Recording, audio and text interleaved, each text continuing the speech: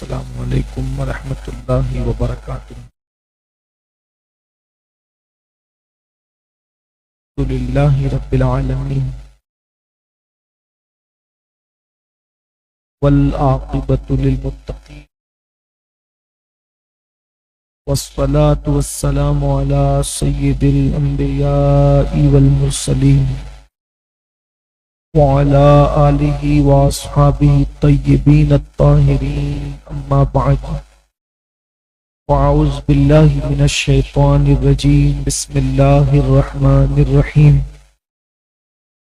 لقد جاءکم رسول من انفسکم عزیز علیہ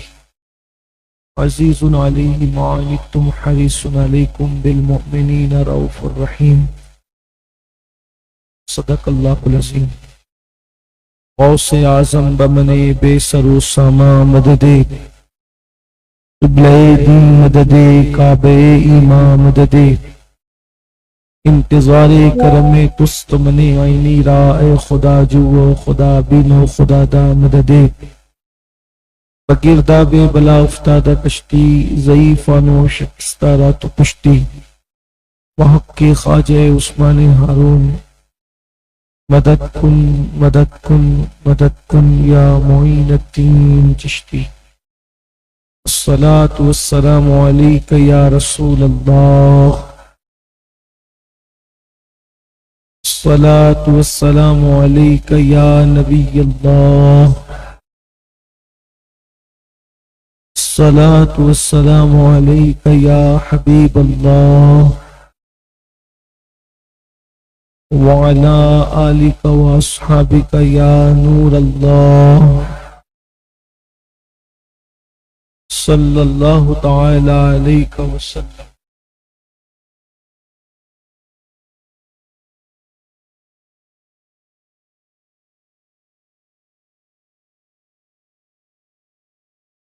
سنتے ہیں کہ محشر میں صرف ان کی رسائی ہے، گر ان کی رسائی ہے لو جب تو بنائی ہے، مچلا ہے کہ رحمت نے امید بندھائی ہے، کیا بات تیری مجرم کیا بات بنائی ہے، مجرم کو نہ شرماؤ احباب کفن ڈھک دو، منہ دیکھ کے کیا ہوگا پردے میں بھلائی ہے،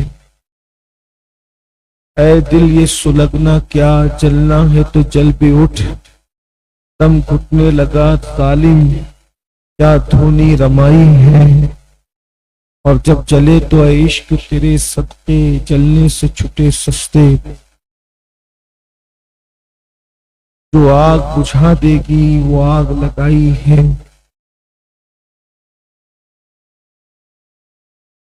مطلع میں یہ شک کیا تھا واللہ رضا واللہ، صرف ان کی رسائی ہے صرف ان کی رسائی ہے۔ کم و بیش 15 مہینوں سے ہمارے مرکز پر سلسلہ وار درس سیرت النبی صلی اللہ علیہ وآلہ وسلم جاری ہے۔ ہمارے ساتھی عبدالرحیم سر برکاتی صاحب، انہوں نے آج کئی عناوین مجھے سینڈ کیے کہ ان میں سے کسی ایک عنوان پہ گفتگو کر دیں، لیکن ہنوز ابھی سیرت النبی کے کچھ دروس باقی ہیں۔ میں یہ چاہتا ہوں کہ اب یہ جو مہینہ ہے اس کو پورا ہونے کے ساتھ سیرت النبی کا درس بھی پورا کر دیں۔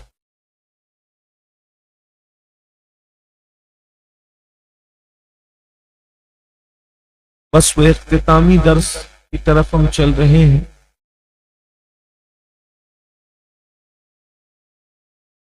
اگر آپ کو یاد ہوگا جو لوگ شریک رہے ہوں گے تو شب میلاد میں جو ہماری 12ویں محفل تھی مرکز سے پہلے شابان نگر کی محفل، اس میں ایک عنوان اٹھایا گیا تھا حضور اکرم صلی اللہ علیہ وآلہ وسلم کی امت سے جو محبت ہے اس پر، اور وہ مرکز کے لیے جو شب میلاد کی محفل ہوتی ہے جو رات کے آخری حصے میں بیان ہوتا ہے، تو یہ پروگرام بنا تھا کہ اس میں یہ عنوان پورا کر دیا جائے گا، لیکن ماشاءاللہ جمعیت حسان میں نعت خوانوں کی تعداد اتنی بڑھ گئی ہے کہ 2-3 سالوں سے وہ بیان اب نہیں ہو پاتا ہے۔ بیان ہو یا نعت ہو، میں کروں یا کوئی اور کرے، مقصد ان کا ذکر، اور وہ رات طبیعت ہی ایسی بنتی ہے کہ صرف محبوبی کا ذکر ہو، تو وہ نہیں ہو پایا۔ تم تھوڑی دیر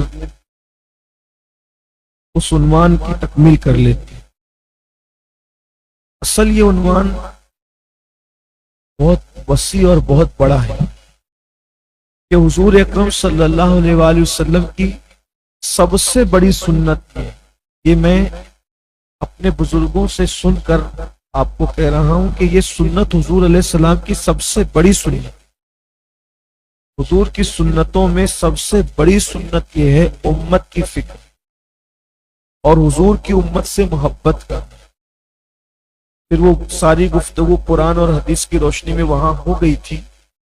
جو حصہ بچا ہے یہ کہ آج مسلمانوں کے پاس ساری سنتیں، مسواک کرنے سے لے کر سرما لگانے تک، اور سرما لگانے سے لے کر مرغی اور بکری کا گوشت کھانے تک۔ جب ہم بکری کا گوشت کھاتے تو یہ کہتے ہیں حضور کی سنت، یعنی کھانے پینے کی سنتیں اس قوم کو یاد ہے، جس میں اپنا خود کا مفاد ہے وہ سنتیں ہمیں یاد ہیں، لیکن وہ سنت جس میں قوم کا مفاد ہے وہ ہم بھول۔ آقائے کریم صلی اللہ علیہ وآلہ وسلم کی سب سے پہلی سنت، سب سے بڑی سنت، اور وہ وہاں ہم نے عنوان اٹھایا تھا، جو رہ گیا تھا وہ یہ پیش کرنا تھا کہ حضور آئے بھی امتی امتی کرتے اور گئے بھی امتی امتی کرتے۔ اسی لیے یہ سب سے بڑی سنت، کیونکہ ہر سنت موقوف ہو گئی۔ حضور علیہ السلام کی ظاہری سانسیں رکی تو ساری سنتیں وہیں تھم گئی، کیونکہ اب مسواک کرنا باقی نہ رہا۔ مسواک کرنے کی سنت ظاہری حیات سے رہی، حمامہ باندھنے کی سنت ظاہری حیات سے رہی، نمک چکھنے کی سنت ظاہری حیات سے رہی، اسی طریقے سے کھانے پینے کی سنتیں اور آداب ظاہری حیات سے رہے، لیکن یہ مصطفیٰ جان رحمت صلی اللہ علیہ وآلہ وسلم کی سب سے بڑی سنت ہے۔ جب حضور دنیا میں تشریف لائے تو آپ نے اپنی پیشانی کو زمین پہ رکھا اور آقا علیہ السلام کی زبان پر امتی امتی تھا، رب حبلی امتی رب حبلی امتی، اور پھر اس بیان میں یہ بتایا گیا تھا کہ پوری زندگی امتی امتی کرتے رہے، الگ الگ موقع پہ امتی امتی کرتے رہے، اور اس درمیان میں کچھ باتیں جو رہ گئی تھی، ایک دو روایت ام المومنین سیدہ طیبہ طاہرہ عائشہ صدیقہ رضی اللہ تعالیٰ عنہ فرماتی ہیں کہ ایک مرتبہ اللہ کے رسول علیہ السلام میرے حجرے میں موجود تھے، آقائے کریم صلی اللہ علیہ وآلہ وسلم کی جلوہ گری تھی، یہاں تک کہ میں اور اللہ کے رسول آپس میں باتیں کر رہے تھے اور بڑا خوشگوار ماحول تھا۔ ظاہر سی بات ہے اللہ اکبر، جس کے رخ رنگین کے صدقے بہاریں آتی ہیں، गुलशन के अंदर जो मुस्कुरा दें तो कायनात तबस्सुम रेज हो जाती है, जो तकल्लुम नवा हो जाए तो कायनात के अंदर एक अजीब किस्म की बहारें आती है। क्या मदीने से सबा आई कि फूलों में है आज एक नई धूप भीनी भीनी प्यारी प्यारी वाह हवा। अल्लाहु अकबर। वो चले तो बहारें आए, वो मुस्कुराए तो बहारें आए, वो तकल्लुम रेज हो तो बहारें आए, वो तकल्लुम नवा हो तो बहारें आए, वो मुस्कुरा दे तो बहारें आए, उनका जो है वो रुखे रंगीन जो है बेनकाब हो जाए तो बहारें आए। जब हुजरे आयशा में तन्हा महबूब हो और सैयदा आयशा हो तो उस वक्त क्या बहारों का आलम होगा। बहारें कैसी जो बनों पर होगी, बल्कि जन्नत की बहारें हुजरे आयशा की बलाएं ले रही होगी। उस वक्त उम्मुल मोमिनीन सैयदा आयशा सिद्दीका फरमाती हैं कि ऐसे में आसमान पर बिजली की कड़क की आवाज सुनाई देने लगी।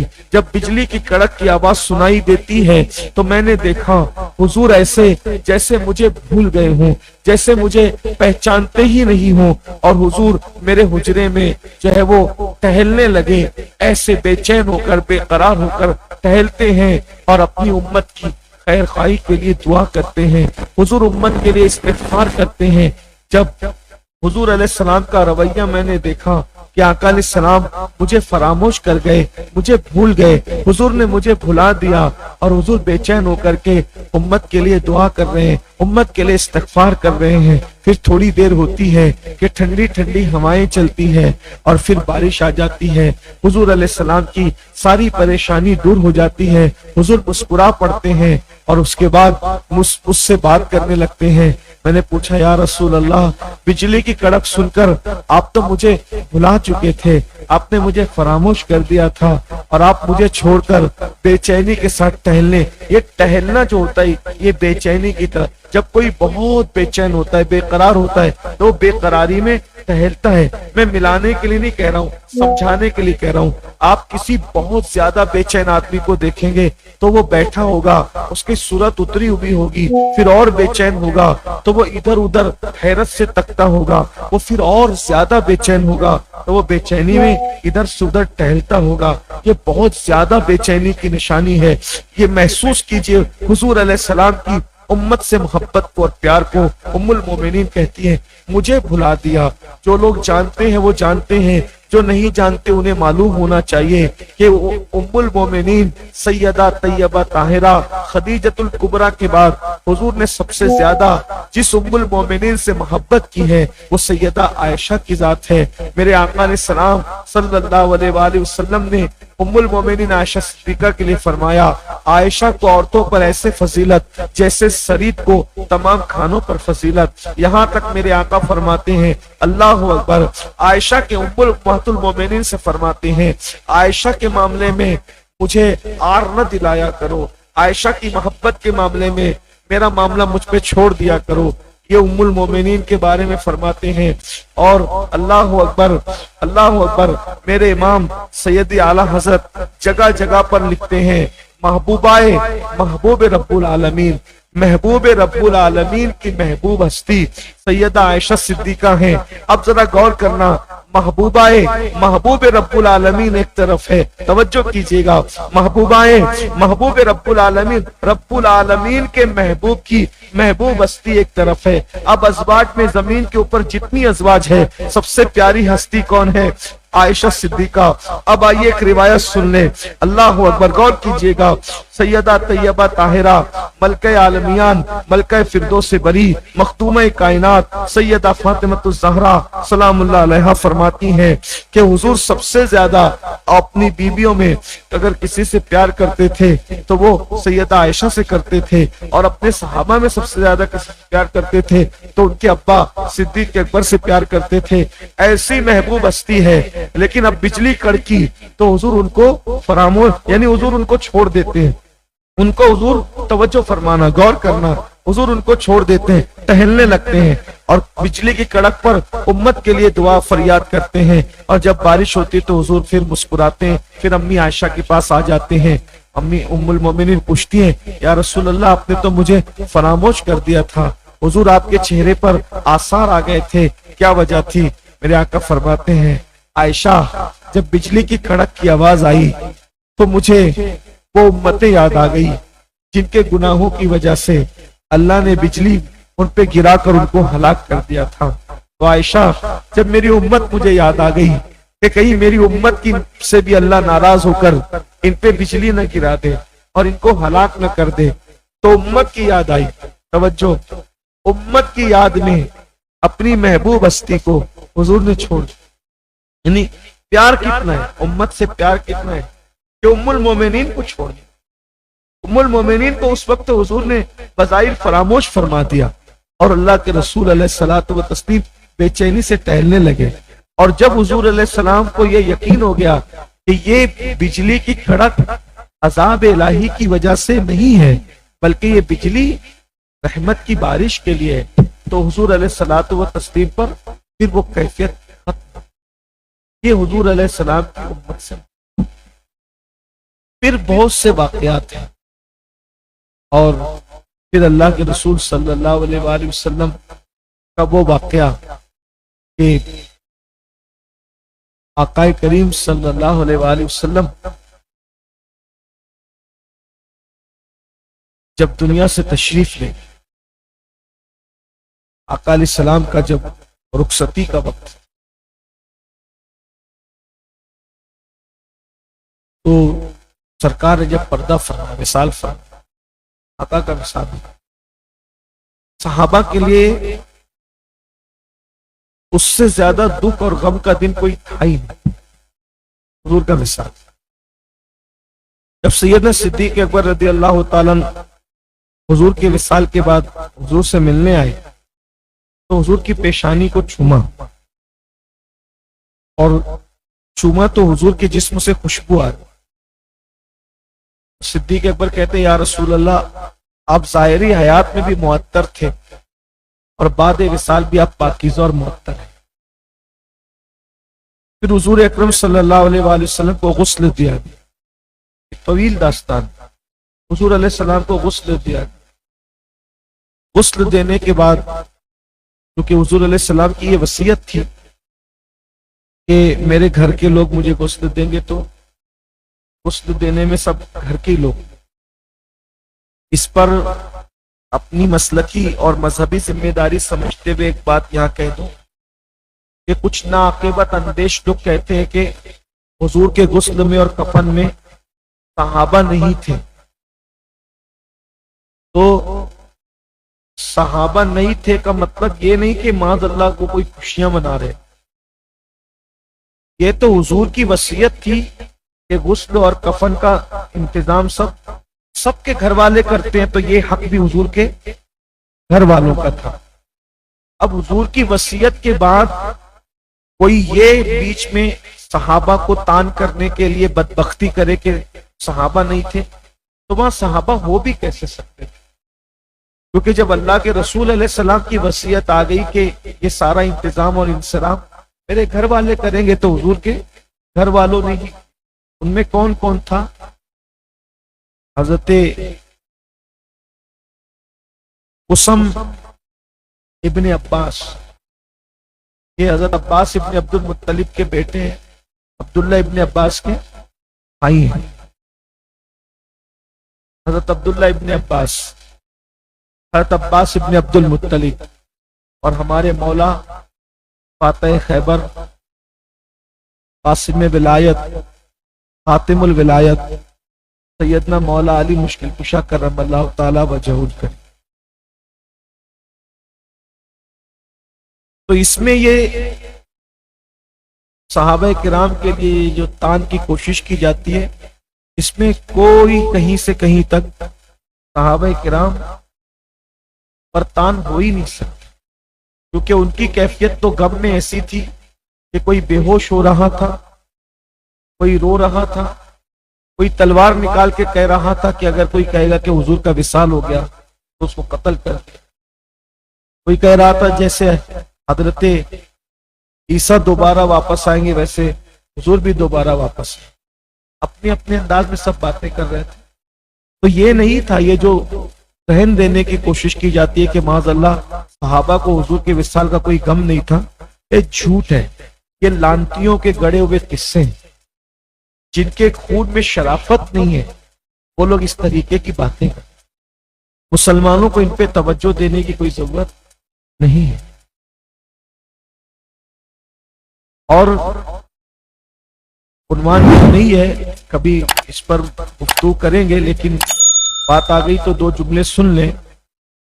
حضور کے وصال کے بعد اس امت پر سب سے بڑا احسان جس ہستی کا ہے وہ سیدنا صدیق اکبر کا،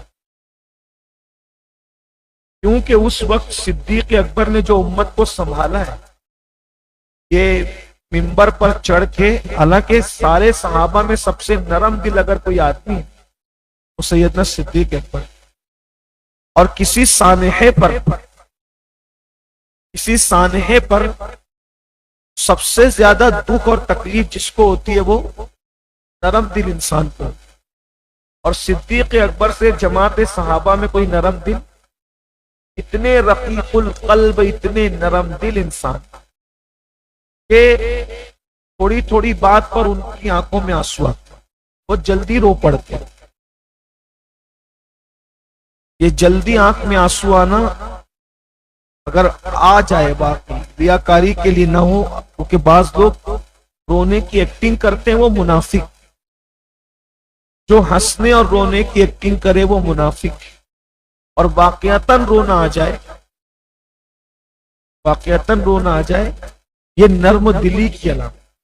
اور میرے آقا علیہ السلام فرماتے ہیں اللہ جن کے ساتھ بھلائی اور خیر کا ارادہ کرتا ہے ان کو اللہ نرمی عطا فرماتا، جس کو نرمی ملی اللہ نے اس کو خیر کثیر عطا. صحابہ کی جماعت میں صدیق اکبر سے بڑا نرم دل کوئی تھا ہی. قرآن ان کے بارے میں کہتا ہے رحماء بینہم،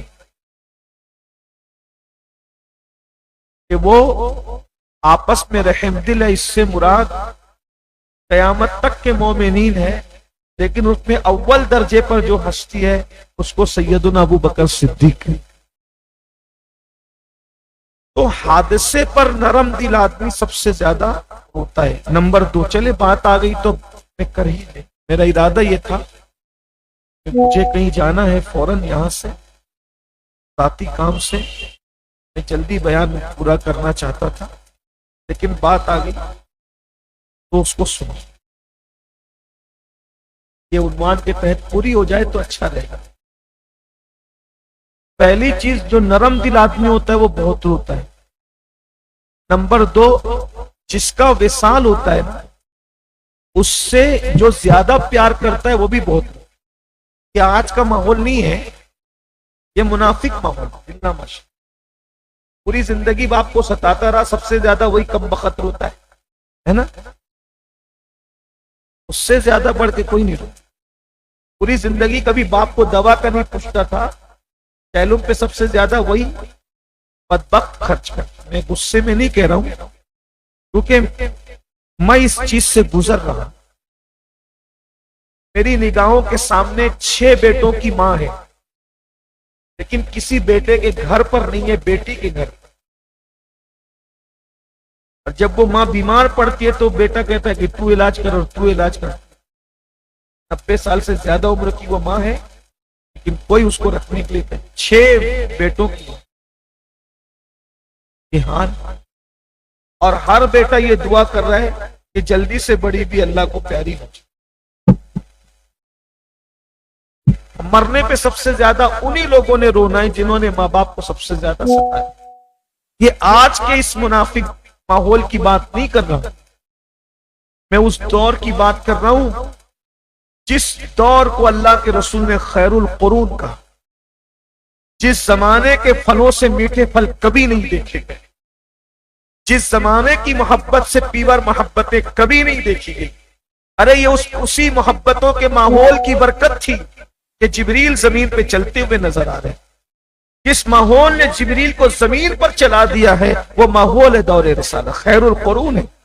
جس چمن طیبہ ہے وہ باغ کے مرغ سدرا، پرسو چہکے ہیں جہاں بلبل شیدا.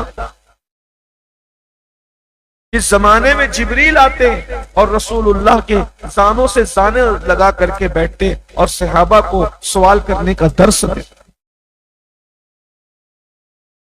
جس زمانے میں فرشتوں کو نازل ہوتے ہوئے دیکھنے والوں نے، جس زمانے میں قرآن کو اترتے ہوئے لوگوں نے دیکھا، جس زمانے میں وحی کا نزول دیکھا، وہ زمانہ پیور زمانہ، خدا کی قسم اگر وہ زمانہ پیور نہیں ہے تو پھر کون سا زمانہ پیور ہے؟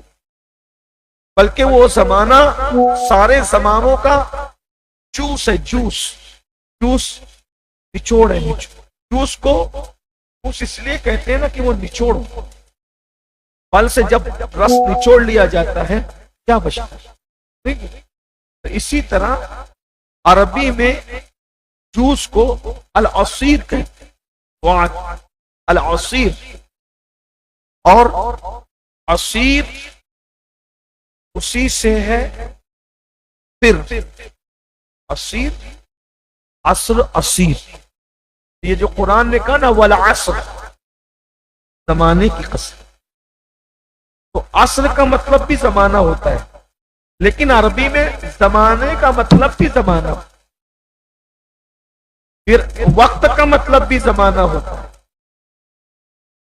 تو زمانے کو عربی میں بہت ناموں سے، عربی زبان میں بہت وسعت ہے، ایک ایک چیز کے سینکڑوں نام ہیں، چاول کے سینکڑوں نام، شیر کے سینکڑوں نام، میں نے جمعہ میں لوگوں کو بتایا ابھی، ایک شیر ہے، شیر، اور اردو میں اس کو شیر کہتے ہیں، شیر کہتے ہیں نا، پھر کیا کہتے ہیں؟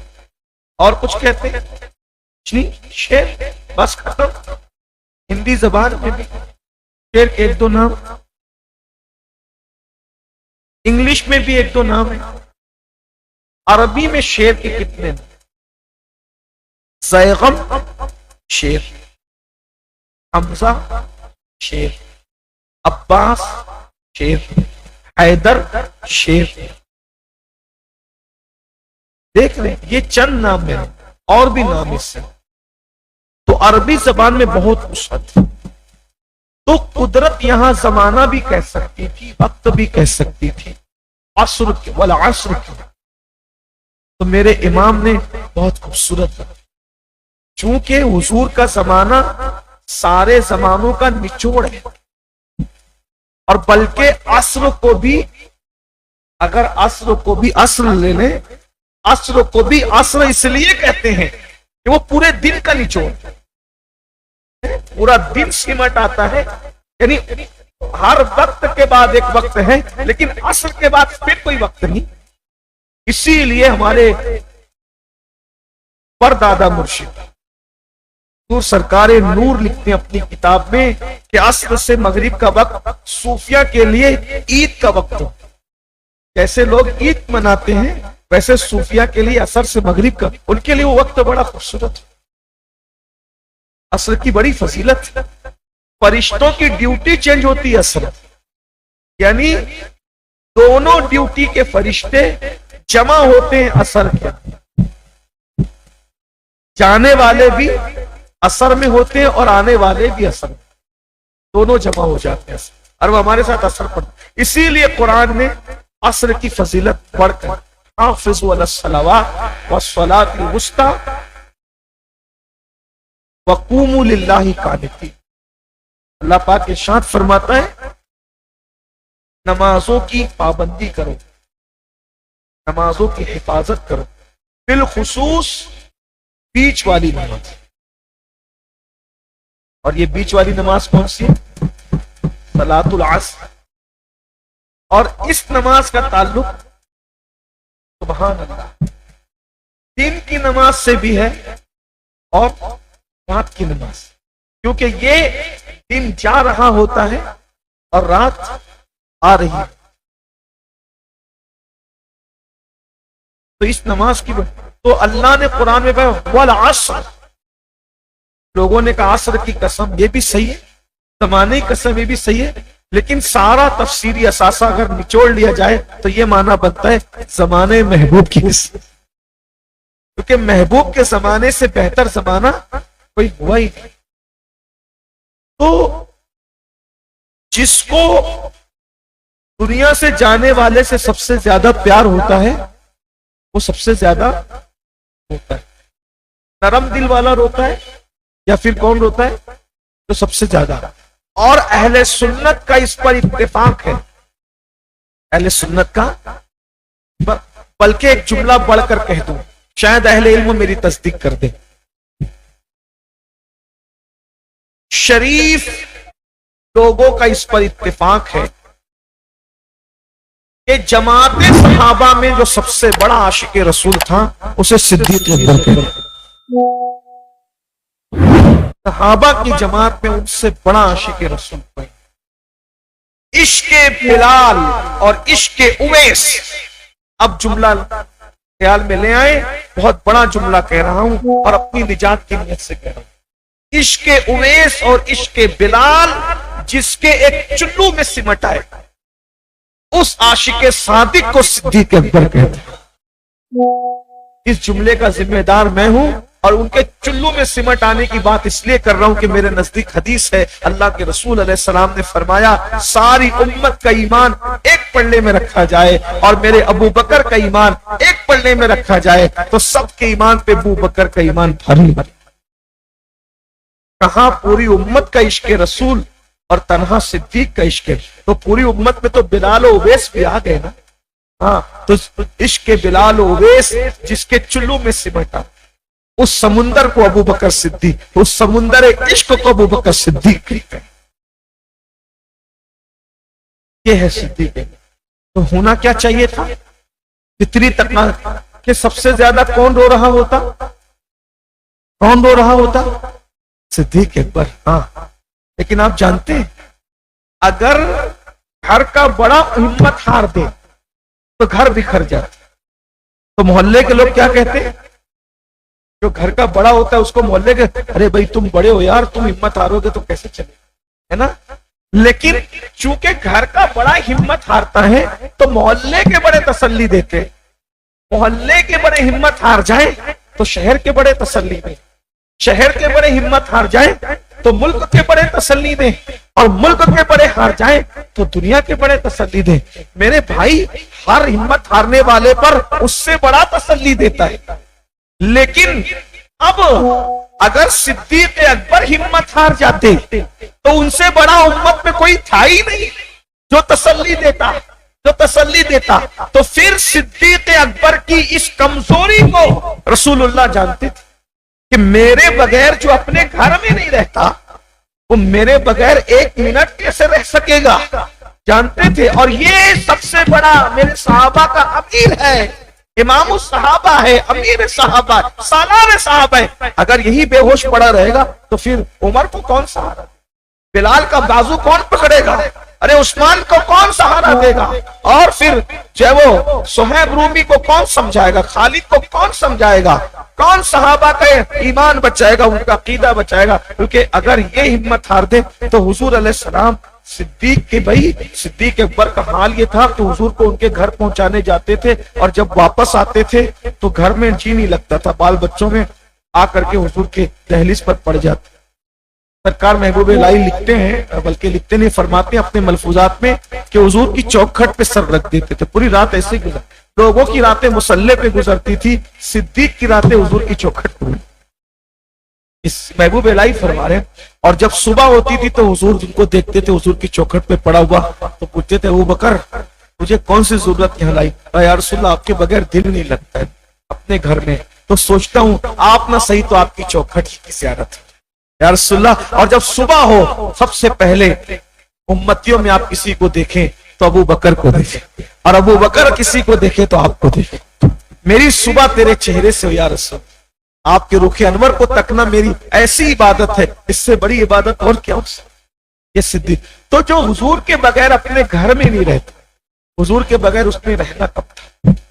تو حضور جانتے تھے صدیق اکبر کی اس کمزوری کو کہ یہ عشق میں اتنا مضبوط ہے کہ یہ میرے بغیر نہیں رہے گا، یہ اس کی کمزوری ہے، نہیں رہ پائے۔ تو سرکار نے کیا کیا؟ اب سنیے، صدیق اکبر کے دل کو وہ صدمہ برداشت کرنے کے لیے تیار کیا کہ ابو بکر تیرا نرم دل ہے، تو عاشق ہے سب سے بڑا، پھر بھی تو اس دن ہمت سے کام لینا۔ تو صدیق اکبر کے دل کو مضبوط کرنے کے لیے ہجرت کا بہانہ تھا، اور وصال کے بعد کہ معاملات کو سنبھالنے کے لیے ابو بکر کو تیار کر. لوگ کہتے ہیں کار میں چھپے، کار میں چھپے. اور چھپے نہیں پاگلو، کسی کو تیار کرنا تھا، ورنہ کار میں ان کو چھپنے کی کیا ضرورت ہے؟ ارے جہاں 40 کافر ہاتھوں کا گھیرا بنا کے کھڑے ہیں، حضور ان پہ خاک ڈالتے ہیں. وَجَعَلْنَا مِن بَيْنِ أَيْدِيهِمْ سَدًّا وَمِنْ خَلْفِهِمْ سَدًّا فَأَغْشَيْنَاهُمْ فَهُمْ لَا يُبْصِرُونَ. یہ سورہ یاسین کی آیت پڑھتے ہوئے حضور نکل گئے، نظر سامنے سے نکل گئے، نظر نہیں آئے. تو جنگل میں کیا نظر آتے؟ جنگل میں کیا نظر آتے؟ تو پھر غار میں کیوں چھپے رہے؟ اور چھپے نہیں رہے. اچھا چلے غار میں ہی جانا تھا تو کسی اور کو بھی ساتھ لے جاتے. صدیق اکبر ہی کا انتخاب کیا، اور جانتے تھے کہ یہ میرے بغیر نہیں رہ پاتا، اور اسی نے سنبھالنا ہے پوری امت کو. اگر یہ ہمت ہار دیا پھر امت کو سنبھالے گا. تو کیا ہوا؟ پھر حضور ان کو غار میں لے گئے. اچھا ارے غار میں بھی سور کا انتخاب کیوں؟ سب سے پسندیدہ تو غار ہرا تھا نا. لیکن غار ہرا کا یہ حال ہے کہ اس میں ایک آدمی بیٹھ سکتا ہے یا ایک آدمی لیٹ سکتا ہے، دوسرے کی گنجائش نہیں. لیکن غار سور کا یہ حال ہے. سور اصل میں کہتے ہیں بیل کو. اس کا نام غار سور اس لیے ہے کہ اس کو دیکھ کر کے اندازہ ہوتا ہے کہ یہ بیل جیسے دکھتا ہے. کبھی دیکھیے، اس کا نام غار سور اس لیے ہے، بیل والا غار، کہ یہ بیل کی شکل اس کی دکھتی ہے دور سے. اور پھر یہ اونچا بہت، 500 فٹ اس کی اونچائی غار سور کی. کبھی جاؤ تو دیکھو غار سور اس کی اونچائی. تو لے گئے صدیق اکبر، اور پھر صدیق کا بھی مقدر تھا. بات آگئی تو سنیں، بربتے دل پر عشق کے تار چھڑ گئے ہیں، اب بات پوری ہو جائے. صدیق اکبر حضور کو اپنے کندھوں پہ لے گئے. اور یہ صوفیہ کا مسلک ہے. صوفیہ کہتے ہیں کہ جب وہ پہاڑ پہ چل رہے تھے تو پیر رکھ کے نہیں چل رہے، بلکہ صدیق اکبر انگلیاں رکھ کر چل رہے، تاکہ دشمن میرے پیر کے نشان کو دیکھ کے پہچان نہ پائے کہ میں گئے. انگلیاں رکھ کے. صوفیہ کہتے ہیں کہ صدیق اکبر سے کسی نے پوچھا کہ حضور کو تم لے کر کے چڑھ کیسے گئے؟ صدیق سے کسی نے پوچھا، صوفیہ کی باتیں، حضور کو لے کے چڑھ کیسے گئے؟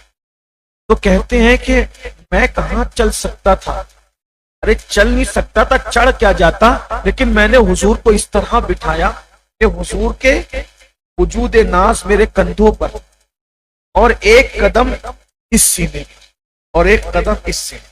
پوزیشن سمجھ گئے؟ اور جب میں پہاڑ کی طرف چڑھتا تو مجھ پہ یوں لگتا کہ میں پہاڑ پر پہاڑ کا بوجھ لے کے چڑھ رہا. تو جب وہ بوجھ سے میرے کندھے اوجھل ہو جاتے، یعنی بوجھل ہو جاتے، میرے کندھے بوجھل ہو جاتے، یعنی اب میں برداشت نہیں کر سکتا، تو میں حضور کا تلوہ دے، حضور کے تلوے کا جلوہ دیکھ کر میں اسی میں گم ہو جاؤں. اس کو مزید چاشنی کے لیے شامل کر لیں. تیرے قدموں میں جو ہے غیر کا منہ کیا دیکھے، کون نظروں پہ چڑھے دیکھ کے تلوہ. تو میں تلووں کے جلووں میں گم تھا، تلووں کے جلووں میں گم تھا. ایسا گم ہوا کہ نہ خود کی خبر رہی نہ کسی اور کی خبر، کوئی خبر نہیں رہی تو بے خبر ہی رہی. اور اسی بے خبری میں تلووں کے جلووں میں گم تھے، اور اسی میں سو رہا. اب بتائیں، جس کے تلووں کا حسن گما دے، اس کے تلووں کا حسن صدیق کو گما دے، وصال کا غم صدیق کو کہاں لے جاتا. لیکن حضور علیہ السلام چاہتے تھے کہ میری امت کو اسی نے سہارا دینا ہے. تو حضور اکیلے لے گئے غار میں، اور پھر غار میں گئے. یار کیا ان کو سونا تھا غار میں؟ جس کو قدرت کہے، آہا ما انزلنا علیک القرآن لتشقی الا تذکرۃ لمن یخشی. اے محبوب ہم نے آپ پہ قرآن اس لیے نہ اتارا نا کہ آپ مشقت میں پڑ جائیں. اللہ پاک فرما رہا ہے محبوب سو بھی جایا کرو نا. سوتے کیوں نہیں ہو؟ سو جایا کرو. خدا جس کو سونے کے لیے کہے، آرام کرنے کے لیے، محبوب تیرے پیر پہ ورم آتے ہیں پیارے، تو سو جایا کرو. یا ایھا المزمل قم اللیل الا قلیلا، اے جھرمٹ مارنے والے اٹھیے. کتنا؟ الا قلیلا، تھوڑا مختصر قیام. تو جس کو قدرت مختصر کرنے، سب کو فرمائے کہ بڑھاؤ، عبادت میں بڑھاؤ. اور محبوب کی عبادت اتنی زیادہ کہ محبوب تو تھوڑا کم کرنا. اتنا پیار. اور محبوب جاگتے ہوئے کبھی آنکھیں سجا رہے ہیں، کبھی پیروں پہ سوجن آ رہی ہے. یا رسول اللہ آج آپ کو کیا سونا ہے؟ وہ سونا نہیں ہے، یہ محبوب کی ادا ہے. ان کے سونے میں بھی حکمت ہے. جب جبریل بلانے آتا ہے تب بھی یہ چادر اڑ کے سوتے. تو سونے کا بہانہ ہوتا ہے، کچھ اور معاملات ہوتے ہیں. تو کہا کیا معاملات تھے؟ تو کہا یہ تھا کہ ابو بکر کی گود میں سر رکھ کے لیٹیں گے. توجہ، ابو بکر کی گود میں سر رکھ کے لیٹیں گے، آنکھیں بند ہوگی اور توجہ ہوگی ابو بکر کے دل پر. تو اب تصور میں لائیں، جب کوئی ایسے بیٹھنے والا بیٹھا، میری طرف دیکھیے، ایسے بیٹھنے، اور کوئی ایسے لیٹنے والا لیٹا، ایسے ہی بیٹھنے والا بیٹھا اور لیٹنے والا لیٹا، تو لیٹنے والے کا دل اور بیٹھنے والے کا دل آمنے سامنے ہو، ہے نا.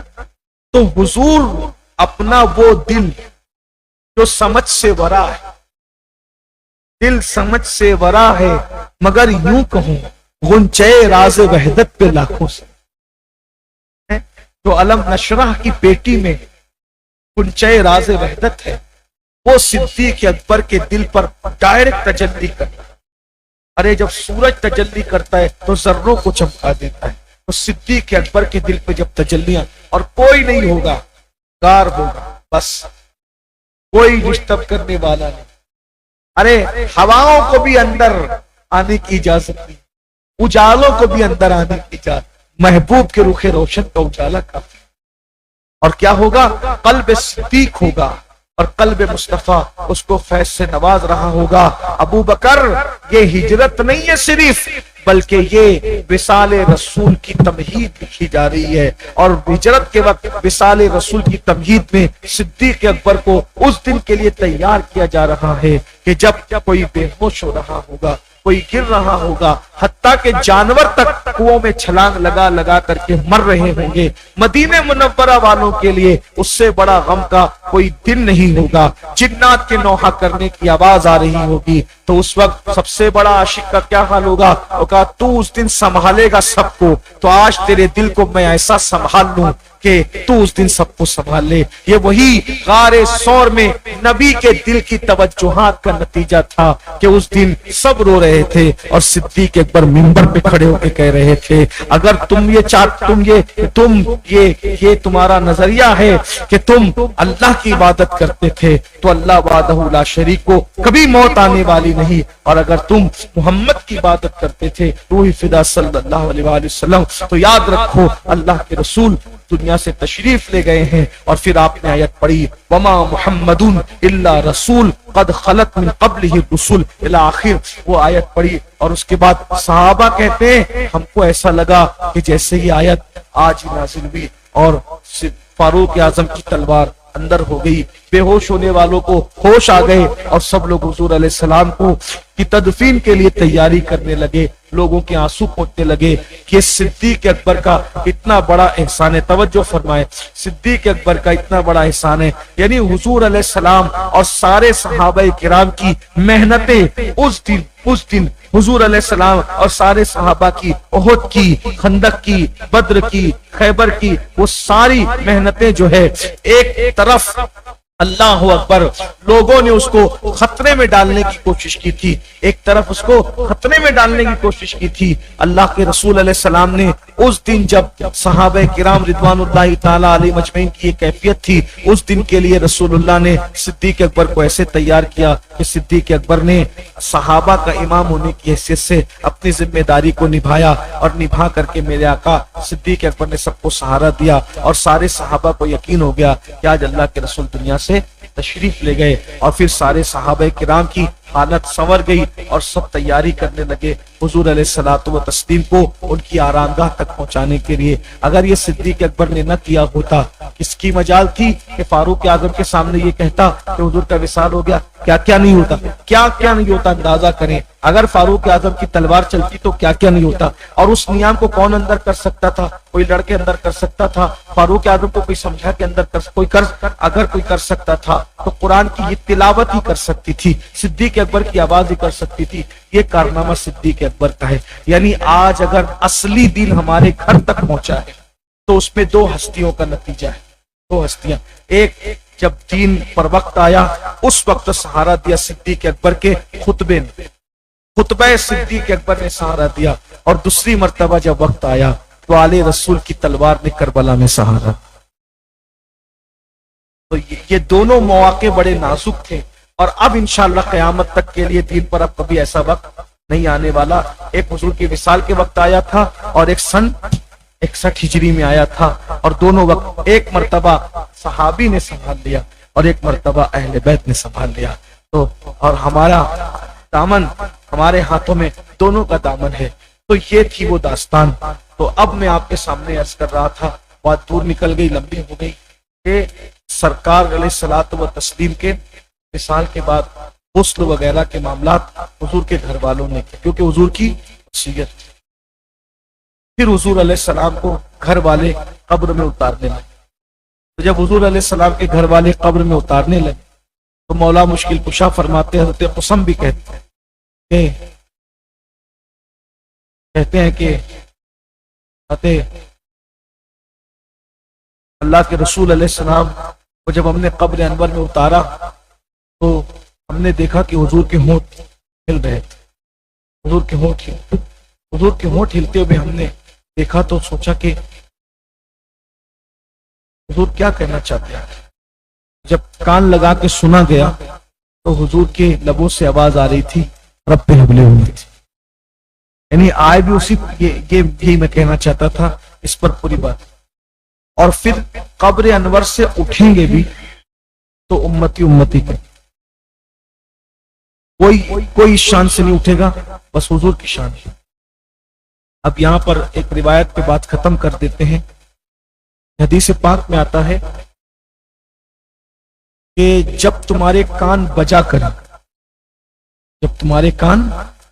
بجا کرے، کان بجنا کس کو کہتے ہیں؟ کان بجتے ہیں، اپنے کان بجنا سمجھتے ہیں. کچھ چیزیں نوجوانوں کو سامنے رکھ کے کہنی ہوتی ہے. کان بجنا کہتے ہیں اس کو ہے کہ ہم اکیلے جا رہے ہیں، یا اکیلے بیٹھے ہیں، یا اکیلے لیٹے ہیں.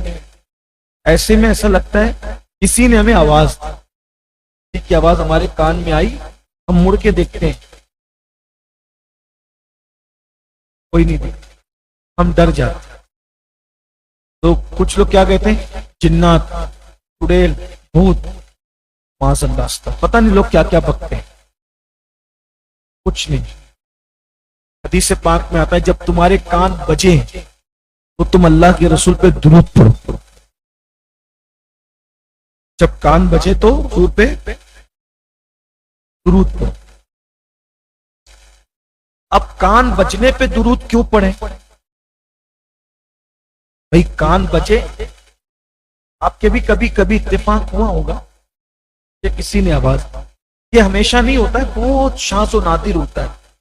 اور جب کوئی نہیں ہوتا، ایک دم سناٹا ہوتا ہے، سنسان ہوتا ہے، بالکل سنسانیت ہوتی ہے، تب ہوتا ہے. کان بجنے پہ درود کیوں پڑے؟ لوگ تو کہتے ہیں جنات کی آواز نہیں.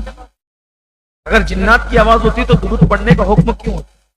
ہمارے محدثین نے جو اس کا معنی بیان کیا ہے، اور جس کو پھر 14ویں صدی کے ہمارے امام اہل سنت نے جو لکھا ہے بہت خوبصورت بات، فتاوی رضویہ شریف میں بہت خوبصورت بات فرمایا، کان بجنے پر درود پڑھنے کا حکم اس لیے ہے، اب سن لیں بات پوری ہو رہی ہے، بہت خوبصورت، کبھی تمہارے کان بجے اب تمہارے رونگٹے کھڑے ہو جائیں گے کہ کان کیوں بجتے ہیں اور کان بجتے وقت درود کیوں پڑھنا چاہیے. تو فرمایا امام لکھتے ہیں کہ جب تمہارے کان بجیں تو درود پڑھنے کا حکم کیوں ہے؟ اس لیے ہے کہ حضور علیہ السلام کو جب قبر انور میں رکھا گیا تو حضور رب ہمیں امتی کہہ رہے تھے، اور جب حضور قیامت میں اٹھیں گے تو بھی کیا کہتے ہوئے اٹھیں گے؟ رب حبلی امتی. تو آرام کے لیے رکھا تو بھی امتی امتی، اور اٹھیں گے تو بھی امتی امتی. تو گویا آج بھی حضور قبر انور میں کیا کہہ رہے ہیں؟ امتی امتی کہہ رہے ہیں.